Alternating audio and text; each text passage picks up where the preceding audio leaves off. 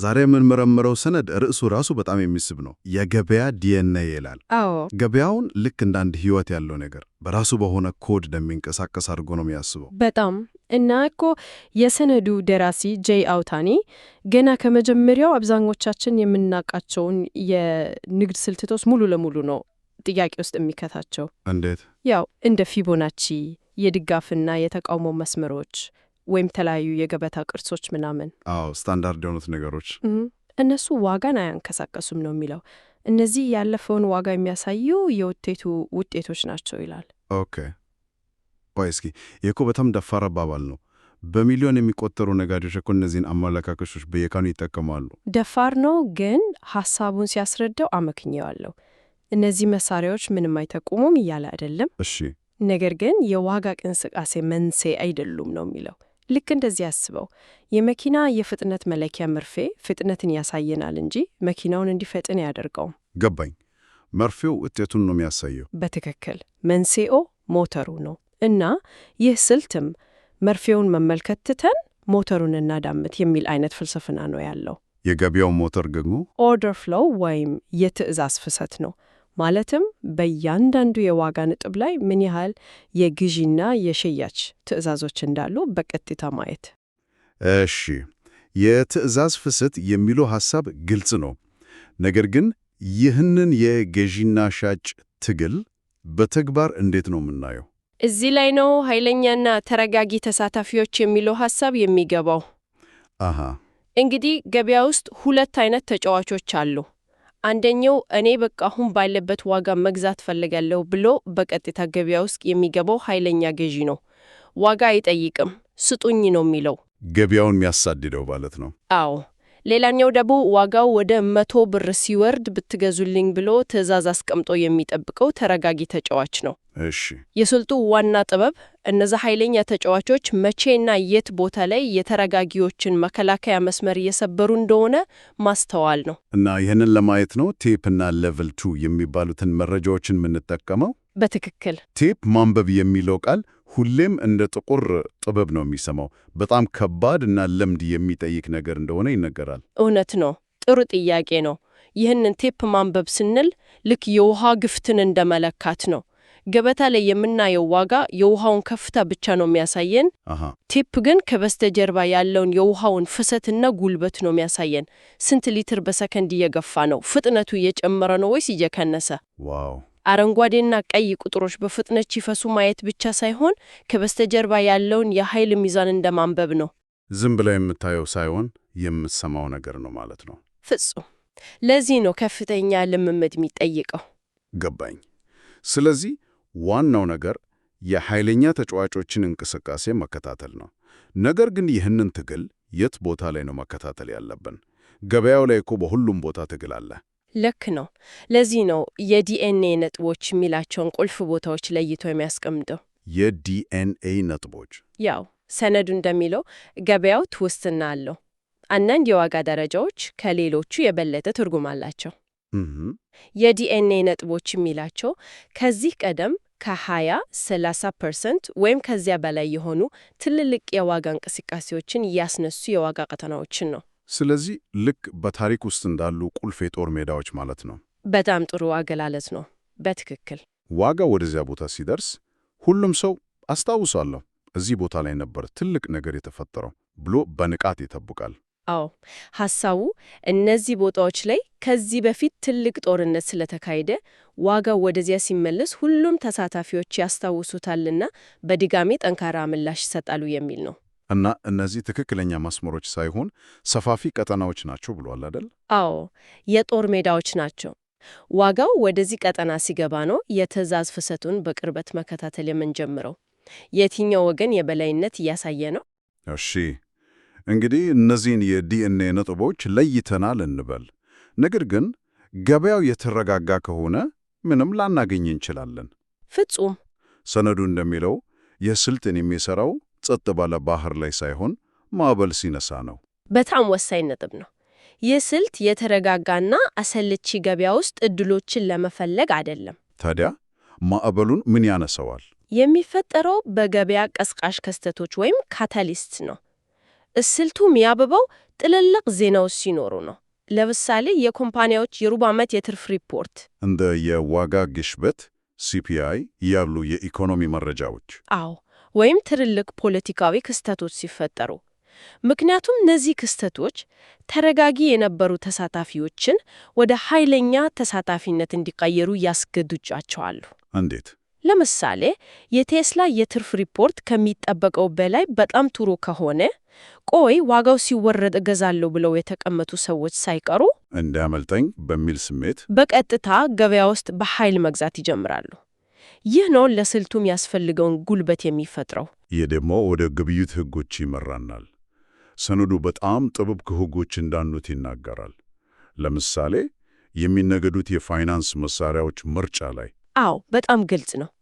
አክሲዮኖችና ፊውቸርስ ብቻ ነው የሚፈቅደው። ፎሬክስን ግን በግልጽ ይከለክላል። አዎ፣ ይገርማል። በዓለም ላይ ትልቁ ገበያ እኮ የፎሬክስ ነው። በየቀኑ ትሪሊየን ዶላሮች የሚንቀሳቀሱበትን ገበያ መረጃው አስተማማኝ አይደለም ብሎ ሙሉ ለሙሉ ወደ ጎን መተው የስልጡኑ ተፈጻሚነት በጣም አያጠብበውም? ጥያቄው ትክክል ነው። ነገር ግን ከስልቱ ፍልስፍና አንጻር ሲታይ ምክንያቱ ግልጽ ነው። የፎሬክስ ገበያ ያልተማከለ ነው። ያልተማከለ ይህም ማለት አንድ ወጥ የሆነ የትዕዛዝ መዝገብ የለውም። የምናየው የግብይት መጠን የአጠቃላይ ገበያውን ትንሽ ክፍልፋይ ብቻ ሊሆን ይችላል። ለዚህ ስልት ደግሞ ትክክለኛ እና አጠቃላይ የትዕዛዝ ፍሰት መረጃ እንደ ኦክሲጅን ነው። በትክክል ያለሱ መስራት አይችልም። የአክሲዮንና የፊውቸርስ ገበያዎች ግን እንደ ኒውዮርክ የአክሲዮን ገበያ ባሉ ማዕከላዊ ተቋማት ስለሚተዳደሩ ምናገኘው መረጃ የተሟላና አስተማማኝ ነው ይላል። ገባኝ። ስለዚህ ትክክለኛ መረጃ ከሁሉም ነገር በላይ ቅድሚያ ይሰጣል።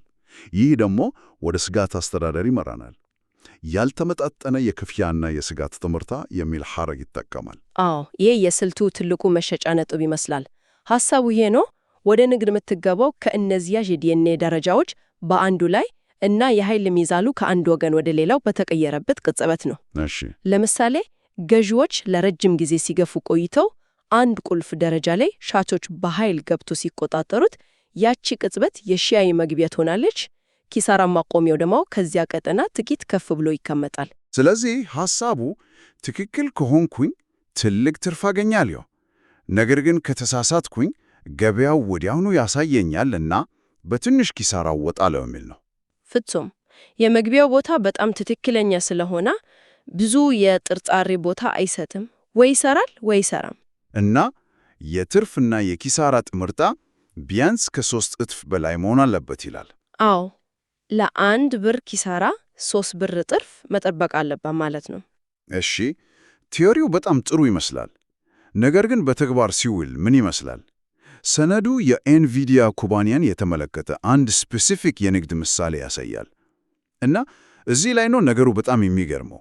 አዎ፣ ይህንን ምሳሌ በጥንቃቄ መመርመር አለብን። እስኪ ታሪኩን ንገሪን። እንግዲህ ኤንቪዲያ በጣም ጥሩ የትርፍ ሪፖርት አቀረበ። በማግስቱ የገበያ መክፈቻ ላይ ዋጋው በከፍተኛ ሁኔታ ከፍ ብሎ ተከፈተ። ምክንያታዊ ነው። እና በጽሑፍ የቀረበው ማብራሪያ ገዢዎች በኃይል ገበያውን ተቆጣጥረዋል፣ በተደጋጋሚ የሻጮችን ዋጋ እየሰበሩ ገብተዋል። ይህም የግዢ ሁኔታን ነው የሚያመለክተው። ጥሩ ዜና፣ ዋጋው ከፍ ብሏል፣ ገዢዎች በኃይል እየገቡ ነው፣ ስለዚህ መግዛት ነው የሚቀጥለው ይመስላል። ነገር ግን ለዚሁ ግብይት የቀረበውን ገበታ ላይ ያለውን ቁጥር ስናይ ፍጹም ተቃራኒ ነው። እንዴት? ገበታው ላይ በግልጽ መግቢያ በ142.8፣ ኪሳራ ማቆሚያ በ143.5 እና የትርፍ ኢላማ በ111 ብሎ ምልክት አድርጎበታል። ቆይ፣ መግቢያው ከኪሳራ ማቆሚያው በታች ነው? አዎ። ይህ ማለት እኮ ዋጋው እንዲወርድ ነው የተወራረዱት። የሽያጭ ግብይት። በትክክል። ጽሑፉ በሙሉ ስለ ገዢዎች ኃይለኝነት ሲያወራ ቆይቶ በተግባር የተወሰደው እርምጃ ግን መሸጥ ነው። ይህ እንዴት ሊሆን ይችላል? ዝም ብሎ ስህተት ነው? አይመስለኝም። ይልቁንም የስልቱን ጥልቀት ነው የሚያሳየው። አዎ፣ የትርፍ ሪፖርቱ ገዢዎቹን ወደ ገበያው ስቧል፣ ዋጋውንም ከፍ አድርገውት። እሺ። ነገር ግን ያ የዋጋ ክፍተት የፈጠረው የላይኛው ጫፍ አዲስ የዲኤንኤ ነጥብ ወይም የጦር ሜዳ ሆነ። አሃ። በዚያ ቦታ ላይ ኃይለኛ ገዢዎች ሲገፉ ተረጋጊ ሻጮች ያስቀመጧቸው የሽያጭ ትዕዛዞች በጣም ብዙ ነበሩ። የገዢዎቹ ጉልበት አለቀና ሻጮቹ ተቆጣጠሩት። ዋው! ስለዚህ ስልቱ ጥሩ ዜና ሲኖር ግዛ አይልም። ስልቱ የሚለው በጦር ሜዳው ላይ አሸናፊ የሆነውን ወገን ተከተል ነው። እና በዚያች ቅጽበት በዚያ ቦታ ላይ አሸናፊዎች ሻጮች ነበሩ። በትክክል። ይህ በጣም ትልቅ ግንዛቤ ነው። ስለዚህ ዜናው ወይም ካታሊስት እሳቱን የሚያቀጣጥለው ብቻ ነው። እሳቱ ከተነሳ በኋላ ግን የማንን ቤት እንደሚያቃጥል ለማወቅ ቴፑን ማንበብ አለብን። ፍጹም። ይህ የኤንቪዲያ ምሳሌ የስልቱን ዋና ሐሳብ ከየትኛውም የጽሑፍ ማብራሪያ በተሻለ ሁኔታ ያሳያል። እውነት ነው። ይህን በቀጥታ ሰነዱ በራሱ ወደ ዘረዘራቸው ጥቅሞችና ጉዳቶች ይመራናል። አዎ፣ በጥቅሞቹ በኩል የተዘረዘሩት ግልጽ ናቸው። በቀጥተኛ ምክንያት እና ውጤት ላይ የተመሰረተ ነው። በጣም ጥብቅ የሆነ የስጋት ቁጥጥር ያስችላል እና ከፍተኛ እምነት የሚጣልባቸው የንግድ ዕድሎችን ይሰጣል ይላል። እነዚህ የንጹሕ የትዕዛዝ ፍሰት ስትራቴጂ ዋና ዋና ባህሪያት ናቸው። ነገሩ የበልጥ ትኩረት የሚስብ የሆነው በጉዳቶች ክፍል ላይ ነው። እዚህ ላይ እንደ ብዙ የስክሪን ጊዜ ይፈልጋል፣ ቴፕን ለማንበብ ከፍተኛ የመማር ሂደትን ይጠየቃል እና በስሜታዊነት ፈታኝ ነው የሚሉ ነጥቦች ተዘርዝረዋል። ነገር ግን ከዚያ በኋላ አንድ ማስታወሻ አለ። አዎ፣ ያቺ ማስታወሻ የስልቱን አጠቃላይ ስነ-ልቦና ነው የምታሳየው።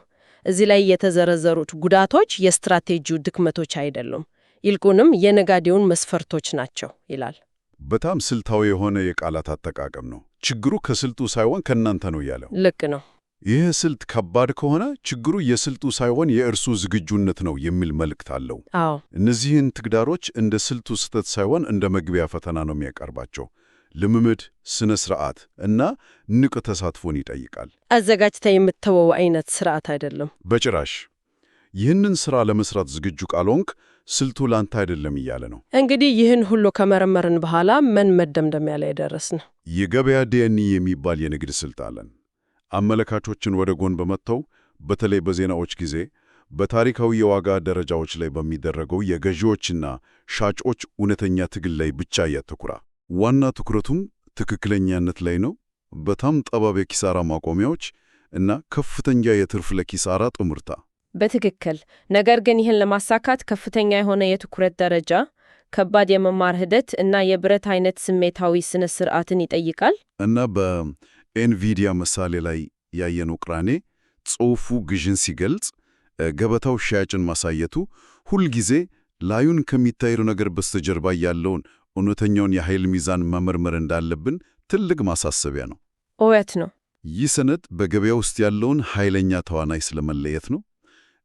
ይህንን ትንታኔ ስንደምድም አንድ ትልቅ ጥያቄ ይጭርብኛል። በአሁኑ ጊዜ በአልጎሪዝሞችና በከፍተኛ ፍጥነት በሚከናወን የኮምፒውተር ንግድ በሚመራ ገበያ ውስጥ ኃይለኛ የሆነ ሰብአዊ ነጋዴ ምን ይመስላል? በዚያ ኩል የዲኤንኤ ነጥቡ ላይ በቴፑ ላይ የምናየው ግዙፍ የግዢ ወይም የሻጭ ማዕበል የብዙ ሺህ ሰብአዊ ነጋዴዎች ስብስብ ፍርሃትና ስግብግብነት ነው ወይስ የአንድ አልጎሪዝም ቀዝቃዛ እና የተሰላ እርምጃ ነው? እና ልዩነቱን ማወቅ እንችላለን።